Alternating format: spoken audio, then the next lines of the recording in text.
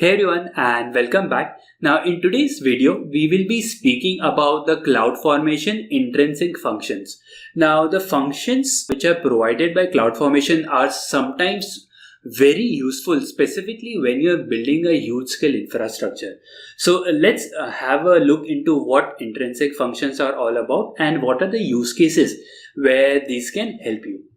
So basically, CloudFormation provides several built-in functions that can help us manage the overall stack that we are deploying in AWS. So some of the functions provided by CloudFormations are like find and map, get attribute, get availability zones, base 64 join, and various others. So in today's video, we will be discussing about two primary functions. One is the function get attribute and the second is function join. So let's go ahead and understand what these are. So function get attribute basically returns a value which is of type attribute for a resource which is created in template.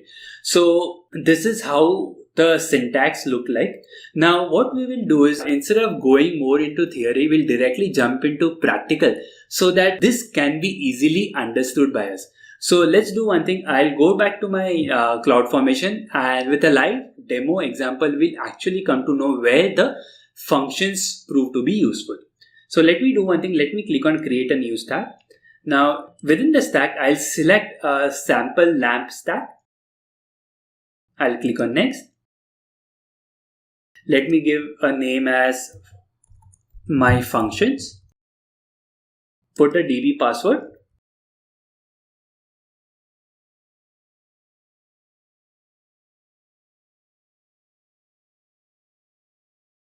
I'll put the DB user as well.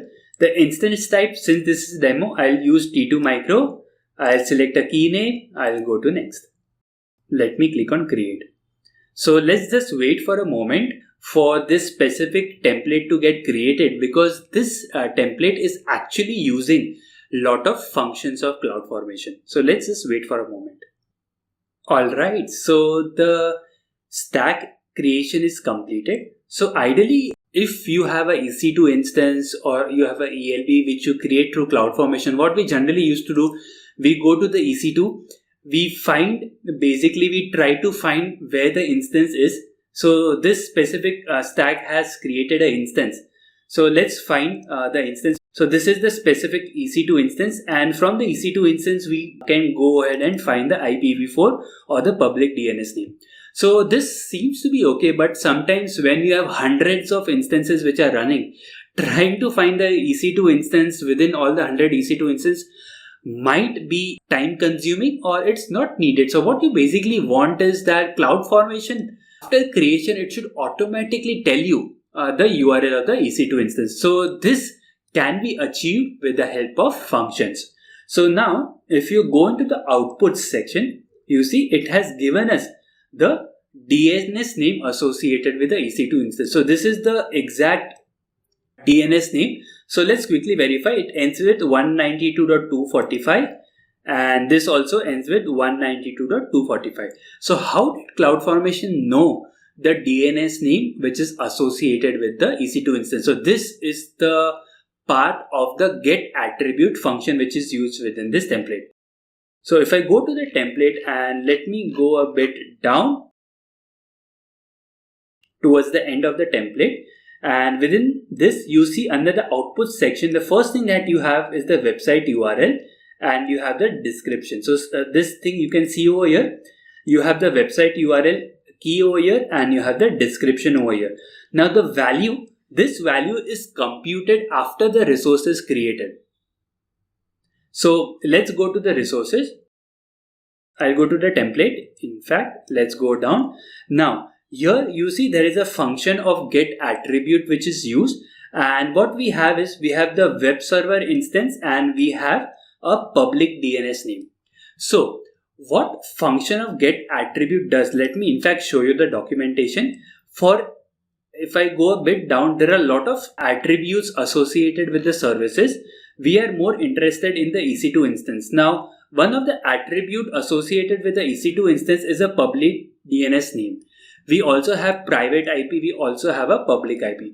So what this public DNS name attribute does is it will give the DNS name associated with the EC2 instance. So this specific DNS name is the public DNS name attribute. So the public DNS name attribute will fetch this DNS name and it will give it to the function.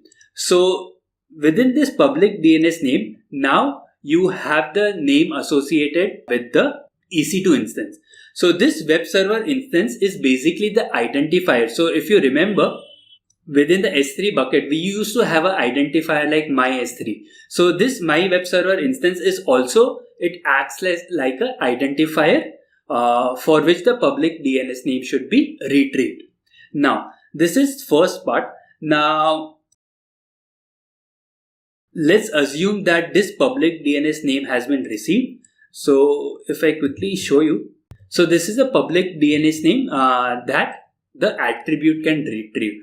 However, if you go to the CloudFormation, within the output, you see you also have a HTTP : So you have two fields. You not only have this specific attribute field, but you also have a HTTP : which is associated with it. So these two fields are concatenated. Now how this has happened? So the answer to this is again in the template file. So if you go a bit down, you have a function of join. So what is getting joined? So the first part which is getting joined is the HTTP part, and the second part which is getting joined is the output which this specific function of get attribute will have. So first you get the output of this specific field and you have the statically defined HTTP, and the function of join, as the name suggests, it will join both of these values, and then within the output column you will have the entire DNS name associated with the HTTP. So this is what the function join and function of attributes are all about. And I hope you understood basically what functions are and what functions can basically tell us about. So this is about get attribute. We also looked about the function of join.